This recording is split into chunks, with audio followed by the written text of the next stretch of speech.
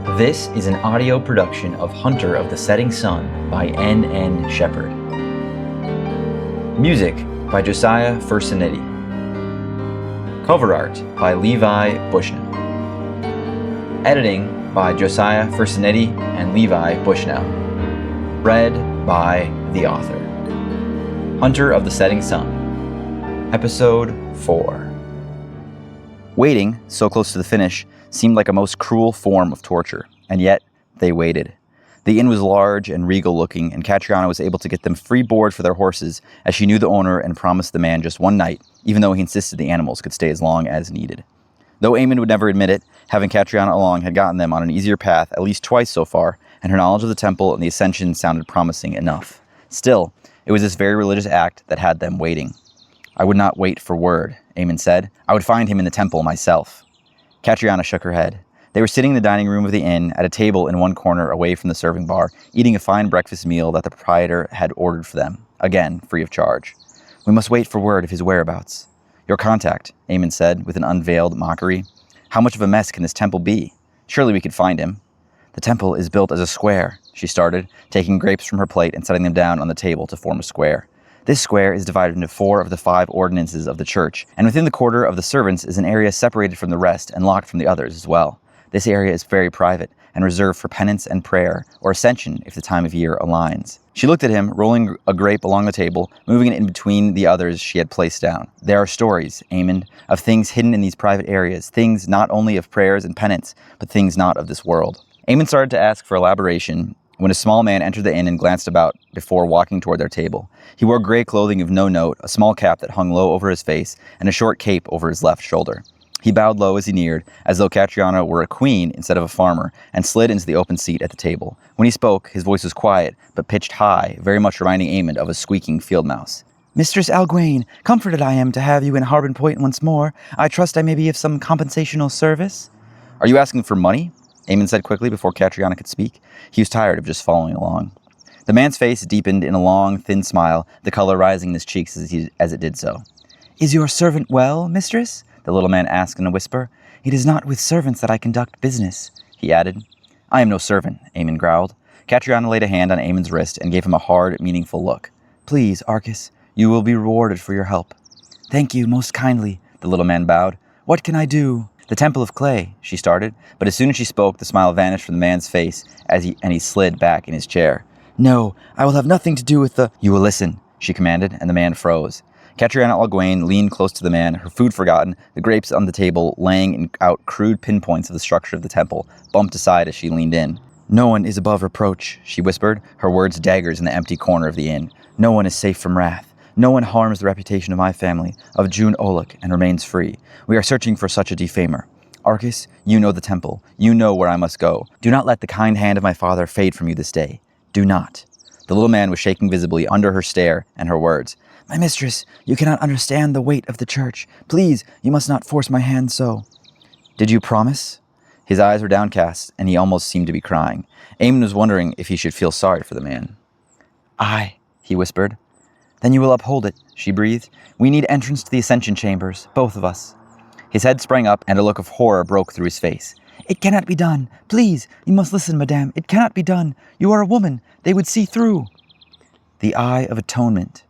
Emmond looked at her and then back at the small man, watching as they stared at each other, at the heat on her cheeks and at the heaving of her shoulders. Slowly, the small man started to smile. The fear was gone, replaced by an almost clandestine glee. "You would take the ridicule?" "I would defend my family honor," she countered. Emmond watched the duel between the two, watched her craft her words to get what she wished, playing at all the right angles for this man to bow to her request. He feared the church, that was abundantly clear, but perhaps he feared Catriona even more. It was a fine line. "You are from afar," the small man said slowly, his eyes not leaving Catriona, even though Emmond thought that they began to look far away, seeing something else.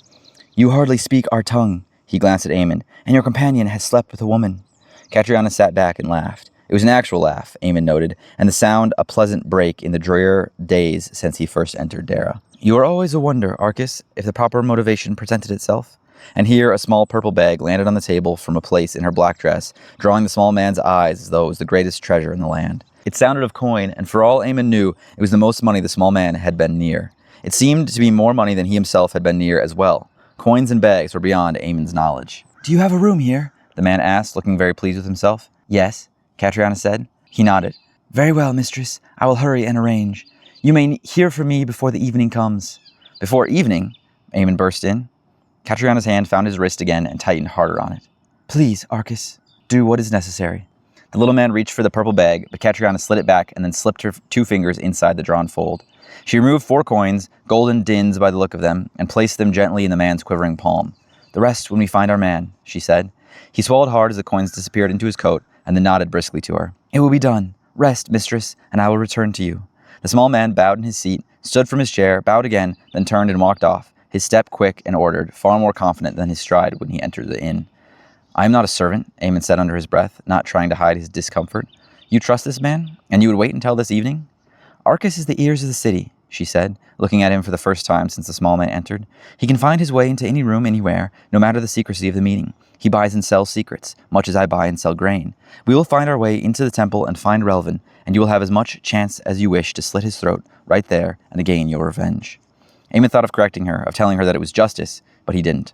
He had said it once, that would do. He tried to calm himself and stave off the hunter's focus. If it was hours and if it reached until the evening, he would need that focus later. He supposed he must wait. The room was small to begin with, and smaller still for 2 people who had no intention of sharing a bed. Catriona had removed her black clothes and traded them for a pale blue summer dress that seemed quite out of season. She cleaned the dark shadow paint from her eyes and the black from her lips, and Emmond realized that she had painted on a pale shade to her cheeks as well. For when she returned from the wash basin, her face held a much more healthy hue to it. She lay on the bed with her riding boots still on, and Emmond sat in the single chair of the room at the window, looking out at the world. And so they waited.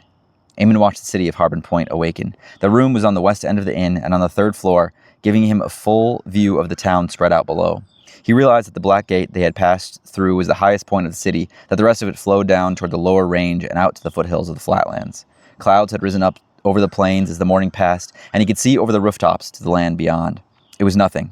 It stretched as far as he could see, limited as his window view was, but all that was beyond the city was empty. Flat rolling plains, perhaps a copse of trees to the north, but otherwise it appeared to all be golden grasses, no doubt nearing the seeding point as winter would soon replace autumn.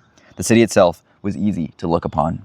Buildings with red or white tiled roofs dotted the sloping hills, watchtowers rising here and there, large open areas with tall trees and lawns, parks separated for the enjoyment of the civilians. Harbin Point was the edge of the east, the first location for traders from the west, and the largest city in the east for all the smaller towns around Wythe.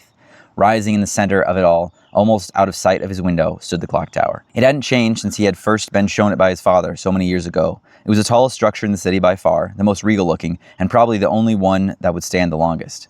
Emmond's father was a master craftsman, a man who knew his work well and understood all of the intricacies of structure and design.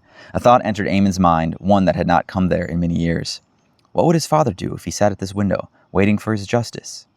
Emmond Sarren was a calculated man, a man who marked every angle and searched every corner of an idea before making his decision. He would not enter anything hastily. He would not leap at a chance simply because it was presented to him. There was an architecture job that he had missed because his planning period had been too long. It had never hurt him, and he never complained. He simply achieved the plans he had made and moved on to the next project. As simple as that. Would he wait on this slimy street man to bring them white robes and take them through the halls of the White Temple and trust him to lead them to Horace Relvin and an assassin's knife hidden in a sleeve? Or would he dash through the streets on his gray steed, hunting spear at the ready, breaking through the gates of the temple and hunting down the man, killing any who would stop him? The thought was silly as soon as Emmond reached the other side of it.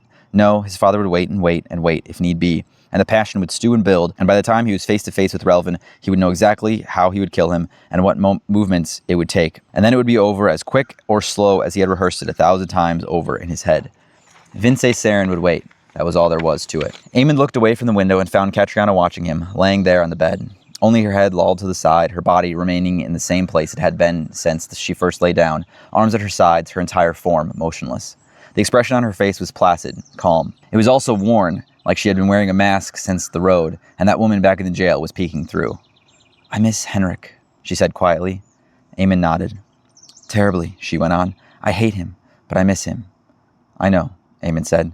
He couldn't know her feelings, couldn't know what she truly meant by it, but he knew the empty feeling, knew the loss. Still, he couldn't understand why she believed the infidelity. His hands had been clasped in his lap, and he separated them, moving his right hand to his knee, taking small steps to reach out to her. It was hard, almost impossible, everything within him forcing the emotions away, yet also screaming to hold her hand, to feel some touch, some connection with another person who was hurting the same as he was. A knock came to the door in a strange pattern, and the mask came back over Catriana's face as she slipped from the bed and strode across the room. Emmond's hands found his pockets as he stood to face the city mouse. Arcus entered and bowed to both of them in turn before setting a bundle on the table and stepping back. He was dressed in the white robes of the servants of the potter, and though his attire had changed, a look of subordination ruled his face as it had before. "Mistress Alguaine, the pathways are in motion. If we hurry now, surely we will find your chamber without flaw. Please, the robes will fit." Catriona unwrapped the bundle to reveal 2 sets of white robes and a smaller bundle that she set to the side. They donned the robes over their clothes, Emmond removing his coat so the robe would not be suspicious. He tied the strap of his long hunting knife to his thigh, the hilt end just below his waist. With the robe on, the weapon was completely hidden on his leg, and he found that with a quick slip of his hand he could reach it, unclasping the hold with his thumb. As Catriona pulled her robe on, he practiced the maneuver. The white robes covered her head to toe, the hood heavy and wide, drooping over her features which were no more, lost beneath a cruel and ugly mask. It was black, mostly, but with golden paint and patterns depicting the twisted face of an insect. Emmond had never before seen its likeness. Antennae poked out from the upper corners, and small feelers looked down from the chin of the mask. 2 large, bulbous, round eyes of gold and a cruel, twisting mouth of mandibles and teeth, some gold, some black, open in a snarl or a scream. In the center of the mask, between the round eyes, marked in checkers as though they were covered by a grid, sat a third eye, this one oval like a human's. But unlike the human eye, the golden iris was an elongated rectangle, nearly widening at each end. Emmond knew the symbol well, for 2 of them were in each head of every goat in the world. An insect mask with a goat's eye in the center. It was grotesque, a fouling of nature that Emmond couldn't help but wince at. "Your face tells all," Catriana's voice came from behind the mask. Her words were muffled slightly, but not so distorted that it couldn't be understood who was there. "What does it mean?" Emmond asked. She tilted the white hood back and lifted the mask as well. He found her smiling beneath it, though a bead of sweat sat on her forehead. Her golden hair was nowhere to be seen. "Everything is symbolic. The bee shows complete sacrifice. The goat's eye is understanding of sin. I have sinned, I have betrayed my order and the rules therein." She smiled again, and there was a bitterness to it. "I have slept with a woman, and should I not atone for my sin, I will be cast from the order." "We must go," Arcus said, smiling and bowing, both movements appearing more like parts of a performance. Emmond patted the knife hidden at his side and felt the rush of the hunt near him. He held it off, wanting to stay calm and in control of the world around him, to not let the focus completely overtake him. It wasn't yet time. "Ready?" Catriona asked. He stared into her eyes, into the depths of the blue, into the heart within. He wanted to see inside her, wanted to know her feelings and her thoughts and her plans in the next hours. Would she try to kill the man they hunted, or would she wish only to search out an answer from him, holding Emmond back? How much hurt did she hold from the death of her husband? Was there a deep red focus within her, a narrowing of thoughts and mind that allowed her to move and think in such a singular way that nothing short of her own failure would halt her plans? Emmond couldn't know. He let himself look away, then looked back without staring, and nodded. Yes. She slipped the mask down to her face, replaced the hood without help from Arcus, though the small man made a move toward her, and then went to the door. Her hand reached for the knob, but paused on the metal, turning back slightly. Emmond couldn't be sure where she was looking, her head tilted somewhere between Arcus, below her height, and Emmond, above. "I will not speak." The little man nodded quickly. "And they will try, mistress, they will try, but it is part of your penance, remember." She nodded, and Emmond realized with that move that she had fallen into character. Her shoulders slumped, and her feet shuffled erratically as they walked from the room and along the hallway of the inn. He was drawn back to the night they met, to the way she had slurred her words and marched into the mayor's house with as much strength and poise as a baby donkey. He had thought she was drunk then, but she had not had a drop since they had joined on the road, and he wondered if perhaps she had been putting on an act. It would seem that there were more layers to this woman than he had first thought. They left the inn from a back door, Arcus leading all the way, and as they stepped out into the late afternoon air, the little man stopped and leaned close to them. "You are guiding yourselves. You know this town, of course, and know the way to the temple. I am not here." Emmond started to protest, but the man held up a hand and continued. "I will be leading from afar. Sir, you must lead her. That is your duty. You are her charge, taking her here for her atonement. Act accordingly." And he took off quickly down the street, only stopping several buildings down to glance their way before hurrying on again. Emmond understood the look back to mean that they should follow, and took hold of Catriana's arm, starting them off. "Can you see behind that terrible mask?" She nodded, but shook her arm a little. "Should I hold it at all?" She didn't respond right away, but finally gave a slight nod. Emmond nodded back and carried on, keeping his eyes forward and peeled for the small man in gray, moving lithely along the street. Emmond found they were keeping to side streets for the most part, staying out of crowds whenever possible. It made Arcus easier to see, as well as serving the purpose of avoiding any unpleasant interactions with people. But the isolation didn't last long, for the small man turned down a street, and when Emmond came to it, he found that it led out into a wide promenade, littered with people moving here and there. He spotted Arcus and moved out into the milling people, following on, west and south, keeping an eye out for the gray mouse. People, he found, moved out of their way. There were looks of surprise and then contempt, but no remarks, simply quick feet and an open ring around them through the crowds. It was some form of open-air market, shops lining the sides of the road, people calling out prices for their wares and what wares they were selling, and buyers moving about with baskets on their arms or a mule led by a rope, laden with bags and sometimes carts. Arcas led them from a closer point now, though on several occasions Emmond thought he had lost the little man. On more than one occasion, Catriona would stiffen her arm and move it right or left, and Emmond would follow her lead, taking them along in the way she directed. He couldn't imagine how she could see the small man through the people, the mask surely restricting her view, but so far she had made no misstep. The temple bloomed into sight. It was gray, deep and darkening even to black in some parts of the structure. It was a square, at least from the corner they approached it from, and looked very much like a great castle, though no round or square keep rose from the center. At each of the four corners, towers rose to a height that doubled that of the wall being 4 or 5 stories tall. Up close, he thought the towers must have been somewhere near the same height as the clock tower, just further down along the slope of the town. The spires of the temple were built with curling and sharp decorations, sweeping patterns of juts and angles, making the peaks appear sharp or rough. Emmond felt a small, black fear slip into him. It was not a white temple, no matter what the name of it was. This was a dark place. He rarely felt fear on the hunt. The greatest creature he had hunted was large Mykoth bears far up to the north of the land, almost on the edge of the Tatterspan, the vast emptiness that filled the northland of the world. Legends told of evils that lived there, but Emmond knew it was a tundra and mostly barren. He also knew that just below the Tatterspan, some monsters did roam. He had found paw prints the size of his body, claw marks on trees that cut into them and nearly tore them apart, and he had found signs that those prints and those claw marks were following him. It had been years since, but he hadn't hunted as far north, no matter the legends of the Mykoth bears. The smaller black bears in the mountain forest north of Wythe would do just fine. There was nothing like seeing the length of your bear spear completely dwarfed by the slashes in a tree. He had felt fear then, and that terror of being tracked by something with colossal size and hunger crept into him as he stood before the temple of clay, looking up at the 3 spires that were visible. "Beautiful," came a whisper beside him. Emmond didn't turn to Catriona, for that would betray her speaking, but he wished he could decipher if she had spoken or in jest or not. Her tone was impossible to read, muffled as it was by the mask. He swallowed hard, braced his shoulders, and walked on. Arcas was nowhere to be seen, but Emmond thought he could do the rest. He felt a bead of sweat run down his forehead, even in the cool afternoon air. They had reached the temple, sure, but that was only part of their journey. He could not know what was within. There had been no explanation from the small man, no map to go over, nothing to memorize that would take them in. "Walk," Catriona's thin voice sounded next to him. Emmond tightened his grip on her arm and walked on, resuming his pace. He tried not to look at those awful spirals, wishing he could clear the pit building in his stomach. "Wretch!" a voice to their right called, and Emmond turned to see a figure in white armor passing them, his mustached lip curled in derision. "Walk," Catriona urged beneath the mask, perhaps sensing Emmond's unease. "Defiler!" another shouted as they continued. There were more shouts as they came near the temple, all with the same panache, all directed at Catriona hidden beneath the alien visage. It was unsettling, to say the least, the vitriol and contempt these men in white garments hurled at her. Emmond felt shame and anger in conjunction, knowing full well that neither he nor Catriona were guilty of the sin they were being accosted for. Not one of the servants, sworn or sages, touched them or even came close enough to threaten contact, but their words closed the distance and bore righteous anger that the scoundrel Arcas had only barely hinted at. Catriona seemed unbothered by the shouts, her pacing straight and consistent, her masked head held high. After a time, Emmond found he could tune them all out and only focus on the path at hand. He kept his eyes on the lower part of the temple, on the sprawling lawns and the stone pathways, watching the face of those they passed. Hardly any of them wore their hoods over their heads. Most simply hung at their backs or didn't seem to be a part of the robes at all. Even the sworn, the holy knights of the clay servants, seemed somewhat unadorned. They wore mail or plate, but Emmond saw only a few helmets among the soldiers, and their swords and spears were either sheathed and seemed decorative, or were non-existent. Emmond had no experience as a soldier. He had never fought in wars and had never learned the sword or bow for the use against another man.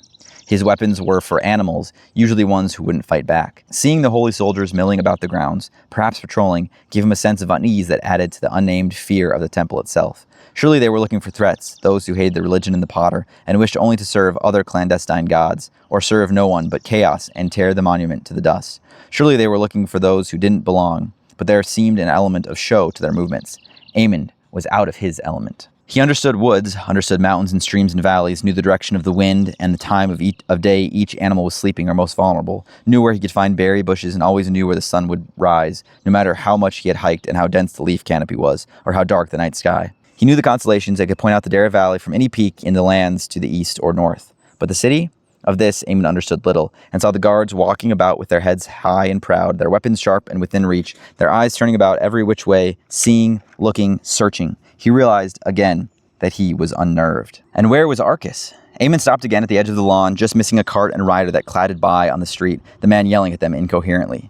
Catriona tugged her arm forward, but Emmond held steady, not letting her pull him on. He wasn't going to move until he saw their guide again, not willing to enter a throng of white robes and, even worse, a black temple, presumably more full of them. A figure bumped into him, and Emmond followed the man, watching as he turned his head and looked back. It was strange. There was a gray beard and thick eyebrows and a distinctive limp from the right leg, but it was clearly their small guide, Arcus, within the white robe. Emmond felt a small relief enter him as he started again, leading Catriona by the elbow. She protested a little, but he didn't let up, thinking that perhaps it was part of the character she had put on. The golden mask was as unsettling as ever, and she shuffled her feet and tilted her head to the side just enough to put things off. Emmond refocused on Arcus in front of them, lifting his head to see among the crowd. They walked past a pair of warriors, talking to each other in jovial tones, though the words were in a language Emmond couldn't understand. It was entirely foreign, no part of it could he decipher. For a moment, he was caught in the words and phrasing, trying to pick something from it, but then they were past and he was forced to look away. Arcus was still in front of them, and they were nearing the gates. Red burst in Emmond's vision as a man passed into view, not 10 strides from Arcus. He was unmistakable. Gray hair, wavy and smooth around his ears, small dark scruff of a beard, white robes trimmed and cut to form more fitting than everyone else, and a blue satchel over his shoulder. Horace Relvin. The hunter's focus invaded Emmond's mind without effort, covering every thought in sight and sound. The space between them was calculated, the people in his way, the angle of the knife hidden on his leg.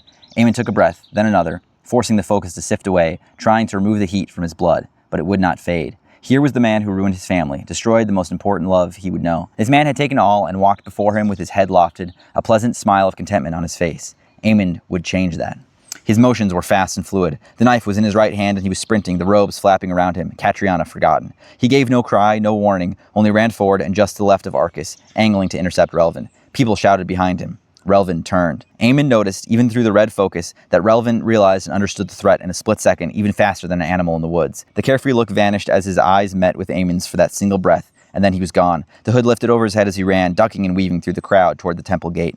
Emmond thought he could hear Catriona's voice behind him, but he dared not look back and take the chance of losing the view of his prey. Relvin ducked past a warrior, pushing into him and making the man shout and turn around, trying to find who hit him. Emmond sprinted past, and for a moment he felt the warrior's hand reach out for him, but Emmond contorted out of the grasp and ran on. Relvin was quick. They reached the high open gate of the temple and sprinted through. Emmond felt as though he were closing, for Relvin continued to duck and weave through the crowd, while Emmond was able to see him and keep a relatively straight line. He wanted to anticipate any sudden direction changes, trying to turn as Relvin turned, but when the man ducked into a low archway in a white stone wall, Emmond skidded past and had to turn around and pull his way inside. He saw Catriona then, running up to him, the mask hanging in one hand, the small little tails of her golden braids poking out of her robe, her face clearly a woman's, anathema in a place of holiness. In the moment before Emmond turned into the archway, he saw at least 3 tall men running after them, long-handled swords raised in their fists. The hunter's focus was fading. Emmond ran through the archway and found himself in a long corridor, Horace Relvin sprinting away from him. His footfalls could be heard, and Emmond reached his full speed just as the man turned off to the left. Catriona was right at his heels as he turned left as well, seeing Relvin again just as the man was turning right. "Coward!" Emmond snapped through a short breath, as much for himself as for Catriona.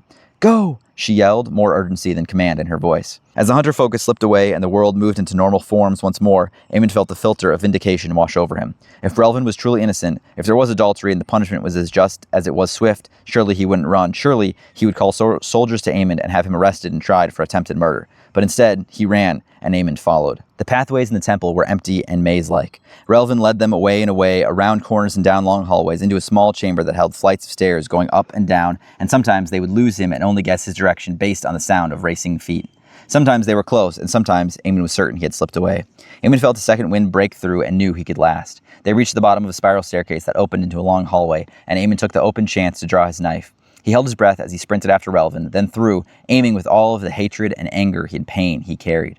Relvin cried out and spun to the side, smashing into the wall and sliding against it, crashing to the ground. Emmond was close enough to see the shock in the man's eyes as he lay there, pushing to get to his feet. The knife stuck in his right shoulder, springing back and forth as the man regained his feet and took off, the weapon surely causing more and more pain with each movement.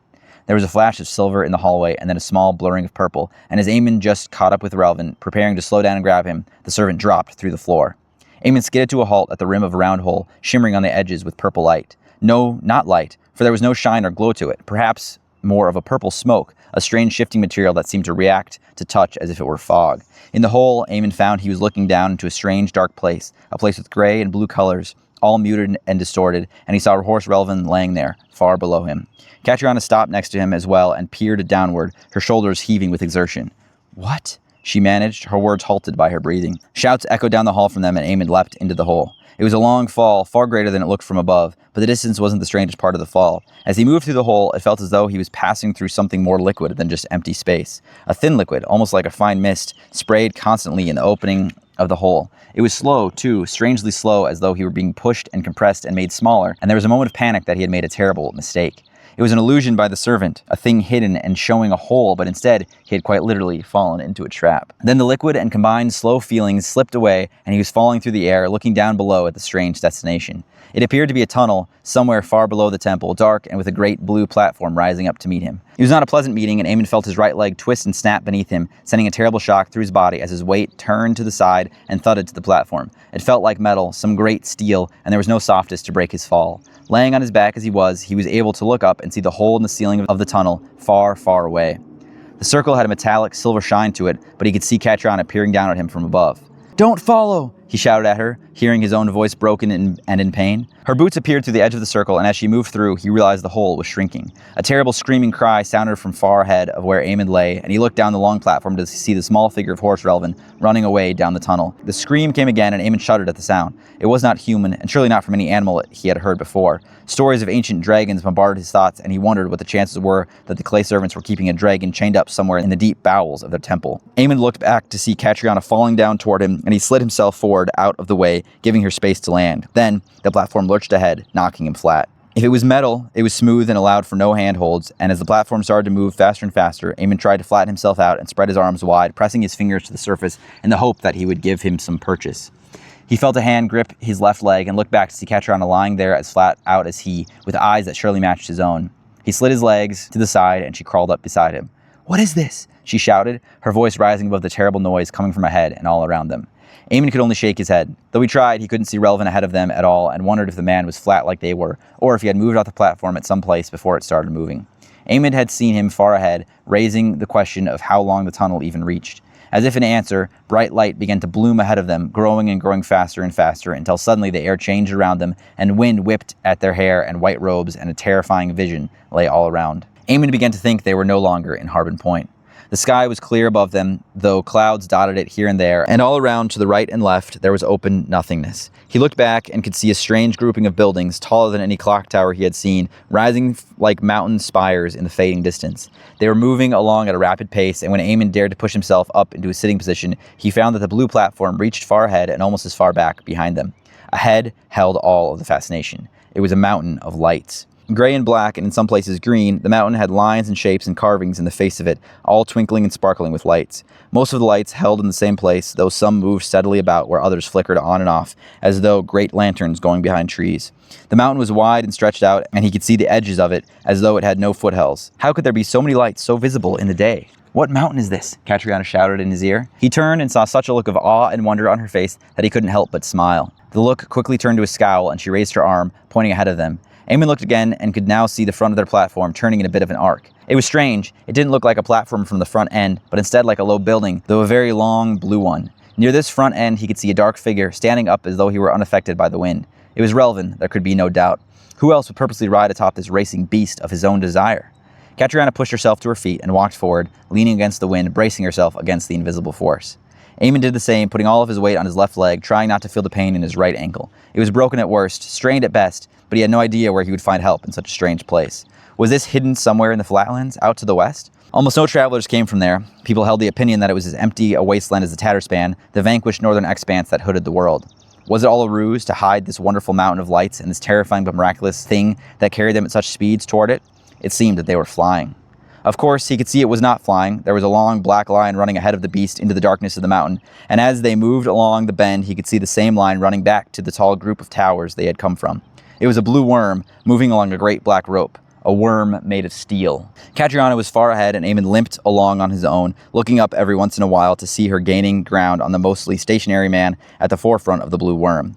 Emmond's legs ached and pulsed waves of pain that forced him to grit his teeth and squint his eyes. He could not succumb to the injury, could not let it strip him of sanity and focus. The world he had come into was so different and unknown, and to let himself lose logic in the face of pain would mean death.